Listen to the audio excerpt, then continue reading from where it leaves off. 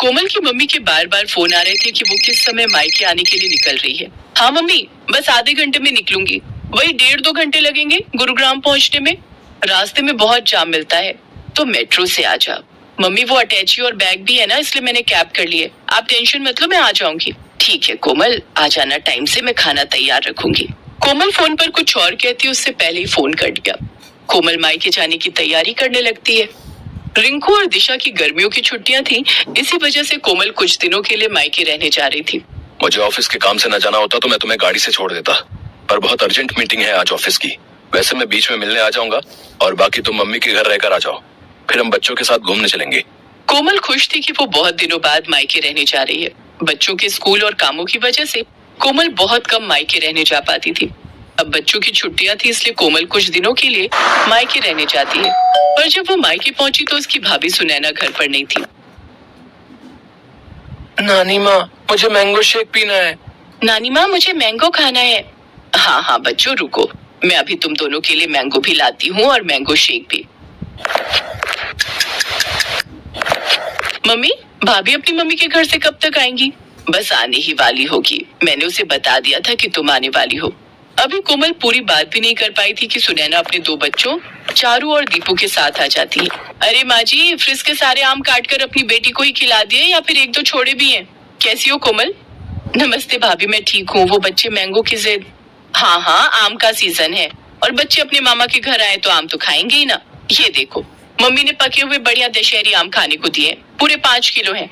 अब देख लो, पिछली गली में मेरा घर है, फिर भी मम्मी पापा मुझे सामान देते ही रहते हैं। मैं भी कुछ न कुछ ले जाती रहती हूँ, कभी खाली हाथ नहीं जाती। सुने ना, कोमल भी आम और लीची लेकर आई है, फ्रिज में रख दिए हैं। अच्छा किया, वैसे भी अब कुछ दिन यहाँ रुकोगे तो बच्चे तो कुछ न कुछ खाने को मांगते रहते हैं। अच्छा, मैं ये आम फ्रिज में लगा कर आती हूँ। सुनैना रसोई में चली जाती है, पर कोमल उस समय गुस्से में थी। मम्मी, यही वजह है कि मैं यहाँ ना पसंद नहीं करती हूँ। मेरा तो मन ही नहीं था कि मैं इस बार छुट्टियों में मायके आऊँ। सुधीर तो बोल भी रहे थे कि कहीं घूमने चलते हैं। मैंने उन्हें मना कर दिया कि नहीं, पहले मैं कुछ दिन मम्मी के घर जाकर आऊंगी, इसके बाद घूमने जाएंगे। बहुत बड़ी गलती कर दी जो मैं यहाँ आ गई। अगर भाभी का यही रवैया रहा ना तो मैं फिर कभी नहीं आऊंगी मायके। अरे सुनैना की बातों पर ध्यान मत दिया कर, वो ऐसी ही है। उसे समझ नहीं है कि कब क्या बोलना चाहिए। और ये घर मेरा है, तेरी माँ का है। अभी क्योंकि मैं जिंदा हूँ इसलिए तू अपनी माँ के घर आई है, आराम से रह। आज तेरे पापा जिंदा होते तो तेरे आने पर पल के बिछा देते। कोमल देखती है उसकी माँ की आंखों में आंसू आ जाते हैं, इसलिए कोमल उस समय चुप हो जाती है और बात को बदल देती। मम्मी, भैया को ना फोन मिला दो, उन्हें कहना मेरे लिए बंगाली रसगुल्ले लेते हुए आएंगे, बहुत मन हो रहा है। तभी कोमल का भाई आ जाता है। अरे मुझे पता है तू आने वाली है, इसीलिए मैं रास्ते में हलवाई से बंगाली रसगुल्ले लेता हुआ आया हूँ। ये ले, तेरी पसंद के बंगाली रसगुल्ले, वो भी छोटे वाले। नमस्ते भैया, कैसे हो? थैंक यू, आपको याद था कि मैं आने वाली हूँ। हाँ, मम्मी ने सुबह बता दिया था कि तुम आने वाली हो। और जीजू कैसे हैं, सब बढ़िया? जी भैया, सब ठीक है। देसी घी लाए हो? मैंने बोला था देसी घी खत्म हो गया, लेते हुए आना। अरे मैं भूल ही गया, सॉरी। काम की चीज तो तुम भूल ही जाओगे जो मैंने बोली है। बहन के लिए रसगुल्ले लाना नहीं भूले, और देसी घी भी मैं अपने लिए नहीं बोल रही हूँ। रिंकू और दिशा देसी घी के पराठे खाते हैं। कोई बात नहीं भाभी, पराठे की इतनी जरूरत नहीं है, बच्चे सादी रोटी भी खा लेते हैं। और दाल चावल बने हैं ना, तो उसके साथ रोटी की जरूरत नहीं। नहीं नहीं, मुझे सारी जिंदगी ये थोड़ी सुनना है कि बहन मायके रहने आई और उसे और उसके बच्चों को देसी घी खाने को नहीं मिला। जाओ रवि, आप लेकर आओ। हाँ हाँ, जा रहा हूँ। ये बात तुम सीधे मुंह से भी तो बोल सकती थी, इतना घुमा फिरा कर क्यों बोली? उस समय रवि देसी घी लेने के लिए चला जाता है। सुनैना आगे पीछे तो ठीक रहती थी, पर जैसे ही कोमल कभी रहने के लिए आ जाए तो वो ऐसे ही व्यवहार करती थी। इसी वजह से कोमल मायके आना पसंद नहीं करती थी। वो तो सिर्फ अपनी माँ और भाई की वजह से ही मायके आ रही थी। माँ, इतना याद रखो, मैं बस आपके और भैया के मुंह को यहाँ आती हूँ, वरना भाभी से मुझे कोई उम्मीद नहीं। कोमल का मन ही नहीं लग रहा था, क्योंकि उसकी भाभी सुनैना बहुत ही अटपटा व्यवहार करती थी। एक दिन सब लोग घूमने के लिए मॉल गए।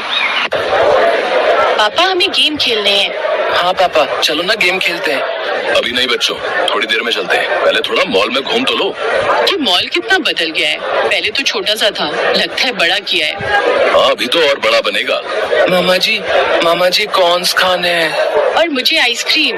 अभी खिलाता हूँ, चलो सुनैना, आओ आइसक्रीम खा लेते हैं। रवि सबको आइसक्रीम लेकर देता है। रिंकू भी अपनी पसंद के कॉर्न्स और आइसक्रीम ले लेता है। सब लोग आइसक्रीम खाते हैं। चलो बच्चों, अब हम गेम पार्लर चलते हैं। हम सब वहाँ पर गेम खेलेंगे।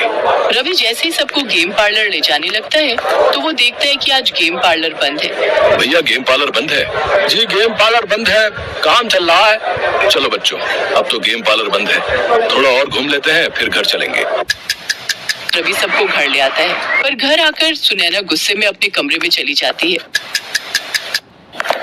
और रवि से बुरी तरह लड़ने लगती है। सुनैना, तुम फिजूल की लड़ाई कर रही हो। मैं लड़ाई कर रही हूँ? ये लड़ाई तुम्हारी बहन और उसके बच्चों की वजह से हुई है। तुम्हें जब चारू और दीपू ने बोला कि पापा गेम पार्लर चलो तो तुमने उनकी बात पर ध्यान नहीं दिया, और जैसे ही तुम्हारी बहन के बच्चों ने तुमसे आइसक्रीम और कॉर्न्स की फरमाइश की, तुमने फौरन खरीद कर दे दिए। तुम्हारी बहन तो चाहती यही है कि हम दोनों की लड़ाई हो। वो आती है और हमारे घर में कलेश छिड़ जाता है। चुप हो जाओ सुनैना, कोमल सारी बातें सुन रही होगी। उस पर क्या बीतेगी तुमने सोचा भी है? कोमल इस घर की बेटी है, मेरी बहन है। अगर तुम्हारे घर में तुम्हारे साथ ऐसा हो तो तुम पर क्या बीतेगी सुनैना? थोड़ा होश में आओ, तुमने आज बहुत बोल दिया। कोमल सब कुछ सुन चुकी थी। कुछ देर बाद जब सुनैना शांत हो जाती है, रवि भैया, चारू और दीपू के एडमिशन की बात सुधीर जी ने स्कूल में कर ली है। आप चिंता मत करो, अब इन दोनों का एडमिशन भी रिंकू और दिशा के स्कूल में हो जाएगा। छुट्टियों के बाद आपको एक फॉर्म फिल करना है, बाकी सारी बात सुधीर जी ने कर ली है।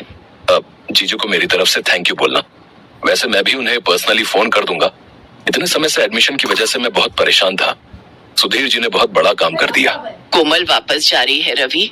सुनैना की बातों से इसका मन बहुत दुखा है। हाँ भैया, अब मन बहुत दुख चुका है और आप प्लीज मुझे रोकना मत। मैं नहीं चाहती कि मैं आपकी और भाभी के झगड़े की वजह बनूं। मेरी कैब आ गई है, मैं चलती हूँ।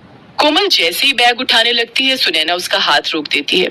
कोमल सॉरी, मैं जानती हूँ मेरी वजह से तुम्हारा मन दुखा। तुम हमारे लिए इतना सोचती हो और मैंने तुम्हें कितना कुछ गलत बोल दिया। ऐसे अचानक मत जाओ, सुधीर जी गलत सोचेंगे। कुछ दिन और रुक कर जाना। बच्चे बहुत मन से अपने मामा मामी के घर आए हैं, मैं ऐसे नहीं जाने दूंगी। मैं जानती हूँ मैंने गुस्से में बहुत गलत बोल दिया, पर मैं ये भी जानती हूँ कि तुम मुझे माफ कर दोगी।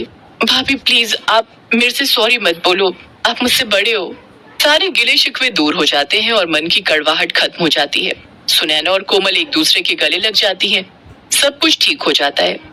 रिश्ते फिर से सुलझ जाते हैं। सुनैना ने अपनी गलती मानी और उसे एहसास हुआ कि जैसे वो अपने घर की बेटी है, वैसे ही कोमल इस घर की बेटी है, और अगर उसके साथ ऐसा होता तो उसे कितना दुख पहुंचता।